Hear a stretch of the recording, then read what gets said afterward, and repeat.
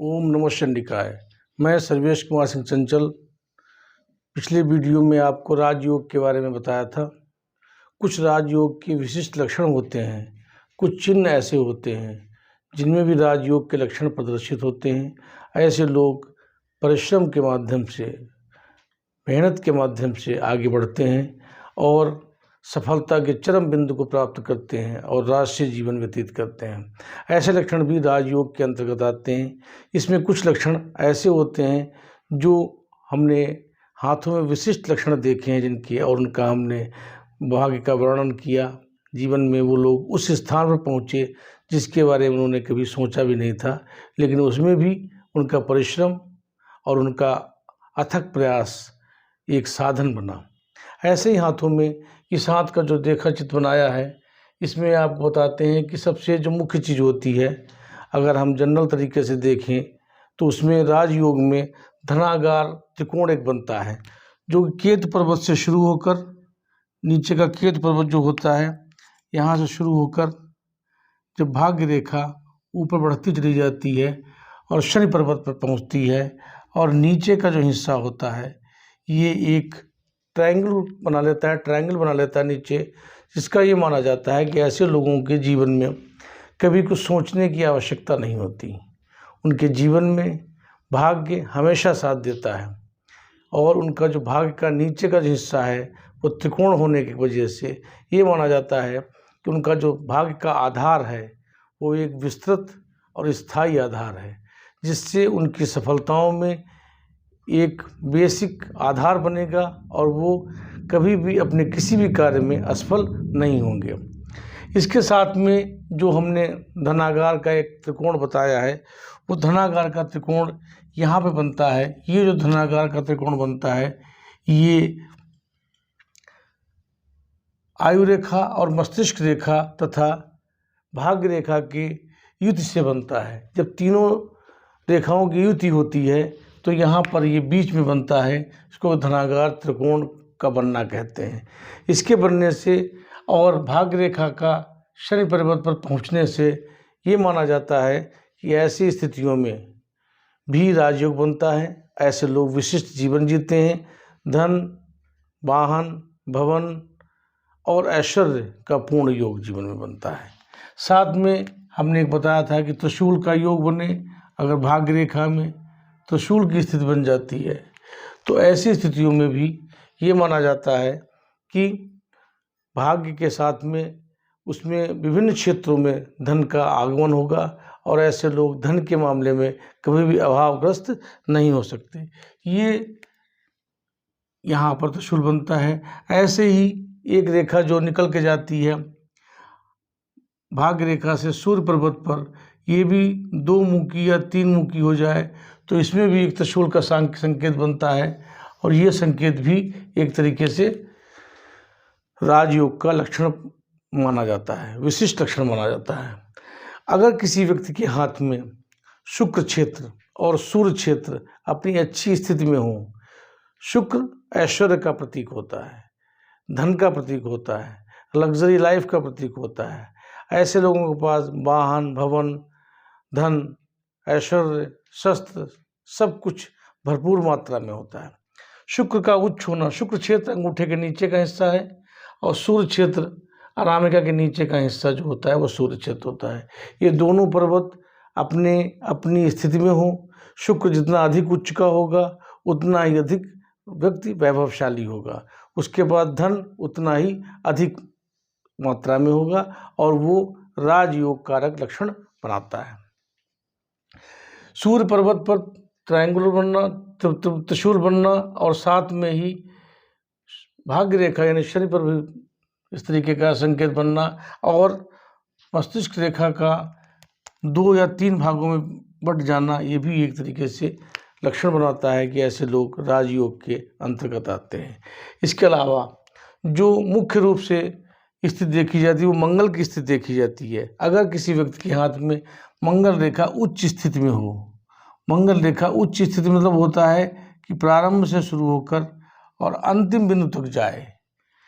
किसी व्यक्ति के हाथ में मंगल रेखा प्रारंभिक बिंदु से शुरुआत होकर यानी मंगल क्षेत्र से शुरुआत होकर और शुक्र क्षेत्र के अंतिम यानी जहाँ पर मणिबंध है वहाँ तक चला जाए तो ये माना जाता है कि ऐसे लोग राजयोग के अंतर्गत आते हैं।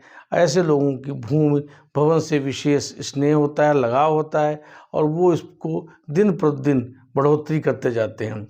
उनके अंदर साहस, कार्य करने की क्षमता बहुत अधिक होती है। वो अपने कार्य में जुट जाते हैं तो जुनून के तरीके से उसको कार्य को करते हैं और जीवन में सफलता प्राप्त करते हैं। दूसरा, ऐसे लोग कभी हारते नहीं। उनके अंदर इसको क्योंकि बॉडीगार्ड लाइन कहा गया है मंगल रेखा को लाइफ लाइन की, इसलिए उनके अंदर एक अद्भुत क्षमता होती है, एक अतिरिक्त शक्ति होती है जिसके बलबूते वो कार्य करते हैं। अब एक जो राजयोग का विशिष्ट लक्षण है उसके बारे में हम आपको बताएंगे, जिसमें कि मंगल रेखा का अभाव, भाग्य रेखा का अभाव और सूर्य रेखा का भी अभाव। ऐसी स्थितियों में राजयोग बनता है, ये एक अलग सी बात है। इसके लिए जो मुख्य चिन्ह एक होता है जिसको कि हम अगर हथेली में देखते हैं तो उसमें भी राजयोग का विशिष्ट लक्षण बनता है। आज से करीब 25 वर्ष पहले जब मैंने ज्योतिष में सिर्फ 4-5 ही वर्ष बिताए थे, तब मैंने एक ऐसे व्यक्ति का हाथ देखा जिनके हाथ में सिर्फ 3 रेखाएं थीं, हृदय रेखा, मस्तिष्क रेखा और आयु रेखा। 3 रेखाओं के अलावा और कोई रेखा नहीं थी। लेकिन उस व्यक्ति के हाथ में जो चक्र थे वो सभी 10 उंगलियों में थे और क्लॉकवाइज थे। इस तरीके से चक्र जो थे वो 10 उंगलियों में और क्लॉकवाइज थे। ये लक्षण राजयोग का विशिष्ट लक्षण माना जाता है। इसमें जिस समय मैंने उनके हाथ के अध्ययन विश्लेषण किया था उस समय उनके पास सिर्फ एक साइकिल थी और थोड़ा बहुत धन था।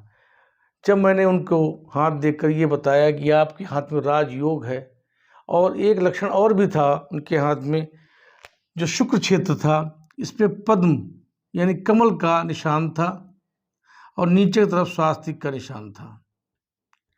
ये 2 पूर्ण चिन्ह थे और इसके अतिरिक्त और कोई भी उनके हाथ में साइन नहीं था जिससे कि राजयोग का लक्षण प्रतीत होता। लेकिन ये 3 लक्षण जो थे ये थे, और सिर्फ सिंपल सा हाथ था जिसमें सभी पर्वत फ्लैट थे और सामान्य स्थिति में थे।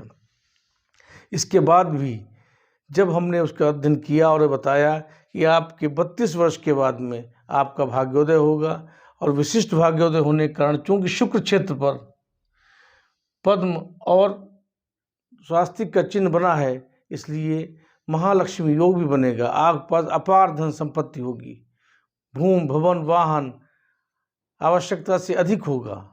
तो उन्होंने आश्चर्य व्यक्त किया था। लेकिन और ये भी था कि चूंकि शुक्र पर्वत पर बना हुआ है, ये सभी चिन्ह बने हुए हैं, इसलिए माना ये भी जाता है ऐसे लोगों का भाग्योदय किसी स्त्री पक्ष के माध्यम से प्रारंभ होता है और फिर वो उसमें उन्नति करते हुए सफलता के चरम बिंदु पर पहुंच जाते हैं। जब ये अवस्था अपने 32 वर्ष का कार्यकाल पूरा करने के बाद में शुरू हुई तो उन्होंने 20 वर्षों के अंदर, जो 20 वर्ष बीते उसके बाद में हमारे हाथ देखने के विश्लेषण करने के बाद में, तो 20 वर्षों में वो मोटरसाइकिल से बढ़ते हुए और करोड़ों के धन के साथ में बढ़ते हुए अरबों की संपत्ति और धन के मालिक बने और अपने जीवन में विशिष्टता प्राप्त की। सभी प्रकार के साधनों को प्राप्त किया, भूमि भवन वाहन शस्त्र सभी चीज़ों को बेहतर तरीके से प्राप्त किया। लेकिन हाथ में चूंकि सभी पर्वत फ्लैट थे, हाथ की स्थिति सामान्य थी, इसलिए उन्होंने जीवन अपना सादगी से बिताया। अगर ये शुक्र उच्च होता तो उस ऐश्वर्य का वो उपभोग करते, लेकिन उन्होंने ऐश्वर्य का उपभोग नहीं किया। उन्होंने संपत्तियों को इकट्ठा किया और अपने जीवन में अपने संतति के लिए उसको लाभकारी बनाया।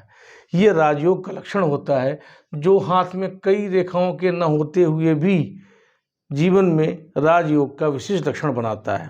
अगर ऐसे लक्षण किसी के हाथ में हैं तो ये और रेखाएं भाग्य रेखा, सूर्य रेखा, मंगल रेखा सामान्य स्थिति में है, फिर भी ऐसे हाथों में राजयोग निश्चित रूप से बनता है।